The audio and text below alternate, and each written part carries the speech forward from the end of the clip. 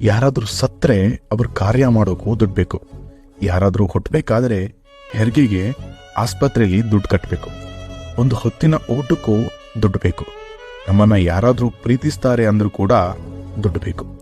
ಎಲ್ಲದಕ್ಕೂ ದುಡ್ಡು ಬೇಕೇ ಬೇಕು. ಹೌದು, ದುಡ್ಡು ತುಂಬ ಅಂದರೆ ತುಂಬ ಮುಖ್ಯ. ಆದರೆ ಕೆಲವು ವಿಚಾರಗಳಲ್ಲಿ ದುಡ್ಡಿನಿಂದ ಎಲ್ಲವೂ ಅಳೆಯೋದು ಅತಿ ಹೀನಾಯ ಅನ್ಸುತ್ತೆ. ಒಬ್ಬ ವ್ಯಕ್ತಿ ಹತ್ರ ದುಡ್ಡಿದ್ರೆ ಮಾತ್ರ ಆತನಿಗೆ ಮರ್ಯಾದೆ, ಇಲ್ಲ ಅಂದರೆ ಅವನನ್ನ ಕಾಲ್ ಕಸಕ್ಕಿಂತ ಕೀಳಾಗಿ ನೋಡೋ ಕಾಲ ಇದು.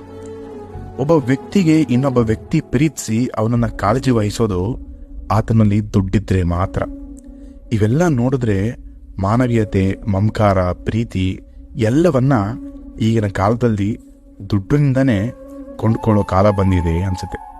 ನಿಜಕ್ಕೂ ಇದು ಅತಿ ಘೋರ.